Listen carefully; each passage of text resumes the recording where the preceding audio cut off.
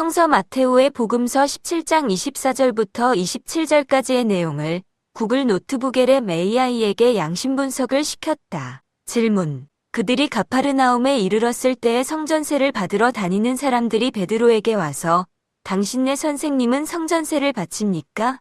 하고 물었다. 예, 바치십니다. 베드로가 이렇게 대답하고 집에 들어갔더니 예수께서 먼저 시몬아, 너는 어떻게 생각하느냐? 세상 임금들이 관세나 인두세를 누구한테서 받아내느냐? 자기 자녀들한테서 받느냐? 남한테서 받느냐? 하고 물으셨다. 남한테서 받아냅니다. 하고 베드로가 대답하자 예수께서 다시 이렇게 말씀하셨다. 그렇다면 자녀들은 세금을 물지 않아도 되지 않겠느냐?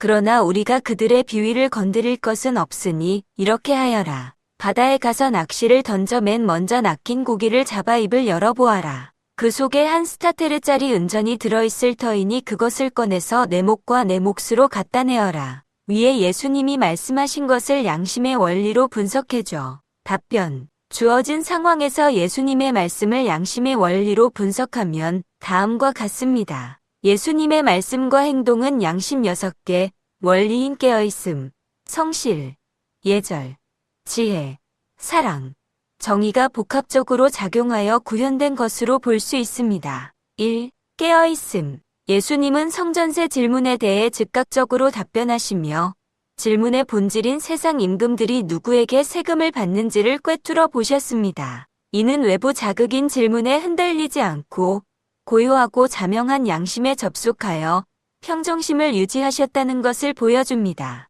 예수님이 제시하신 해결책은 대상인 생각 감정오감에 얽매이지 않고 생각 감정오감이 없어도 알아차리는 자리에 편안하게 접속하신 상태, 즉 초연함과 무분별의 상태에서 나온 통찰로 해석할 수 있습니다. 2. 성실. 예수님은 성전세를 내지 않아도 된다는 원칙을 아셨지만 그럼에도 불구하고 상대방의 비위를 건드리지 않기 위해 세금을 내도록 지시하셨습니다. 이는 그분의 사명과 가르침을 꾸준히 실천하고 최선을 다하는 성실함을 보여줍니다. 베드로에게 직접 낚시를 던져 고기를 잡으라고 지시한 것은 단순히 말로만 그치는 것이 아니라 행동으로 옮기는 독행의 중요성을 강조하며 예수님 스스로도 원칙을 실천하는 정성을 보이신 것입니다. 3.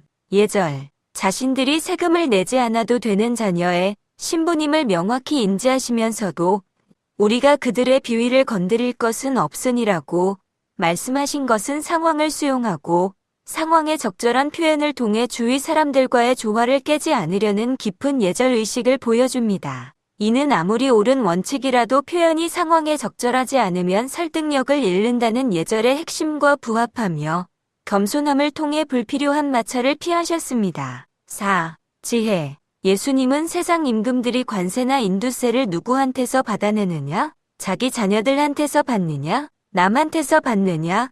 라는 질문을 통해 원인과 결과, 즉 구조적 우선순위를 파악하고 자명한 원칙을 제시하셨습니다. 이것은 세상의 왕들은 자신의 자녀에게 세금을 받지 않는다는 보편적인 이치를 통해 자신과 제자들이 하느님의 자녀라는 신분적 특권을 암시하신 것입니다. 이는 자명한 것만 옳다고 인정해야 한다는 지혜의 원리에 따라 예수님께서 자신이 하느님의 아들이며 제자들 또한 그에 준하는 관계임을 명확히 판단하신 결과입니다. 실제로 예수님은 나의 아버지께서는 모든 것을 나에게 넘겨주셨다. 그래서 아버지 외에는 아무도 아들을 알지 못한다. 또 아들 외에는 그리고 그가 아버지를 드러내 보여주려는 사람 외에는 아무도 아버지를 알지 못한다.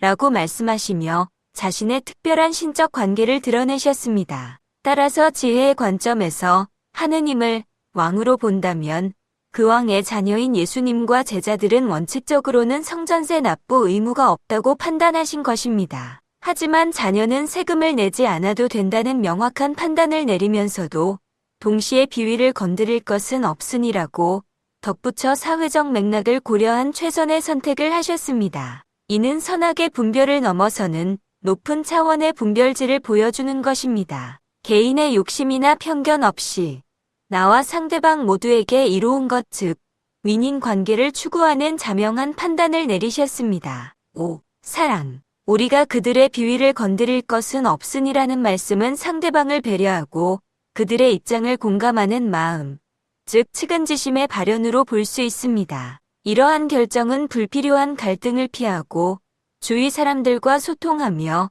인간관계를 원만하게 유지하려는 사랑의 정신을 보여줍니다. 이는 남이 너희에게 해주기를 바라는 그대로 너희도 남에게 해주어라는 예수님의 황금률과 일치합니다. 6. 정의. 예수님은 원칙적으로 세금을 내지 않아도 되는 상황임에도 불구하고 세금을 내도록 지시하셨습니다. 이는 단순히 권위에 굴복하는 것이 아니라 사회적 질서와 평화를 유지하기 위한 최소한의 기준을 지키는 정의의 구현으로 볼 수 있습니다. 이 행동은 내가 당하기 싫은 일을 남에게 가하지 말라는 정의의 원리를 실천하여 욕망이 욕심이나 집착이 되어 다툼이 많아지는 것을 막는 것입니다. 기적을 통해 은전을 마련하신 것은 세상의 기준에 억지로 맞추는 것이 아니라 오염되지 않는 순수한 방식으로 정의의 선을 지키려는 의지를 보여줍니다. 결론적으로 예수님은 성전세 문제에서 단순히 옳고 그름을 따지는 것을 넘어 깨어있는 평정심을 바탕으로 지혜롭게 상황을 판단하고 예절과 사랑의 정신으로 조화를 추구하며 동시에 사회적 질서를 유지하는 정의의 원칙을 실천하셨습니다. 이러한 복합적인 양심의 원리 구현을 통해 그분의 깊은 통찰력과 삶의 태도를 엿볼 수 있습니다.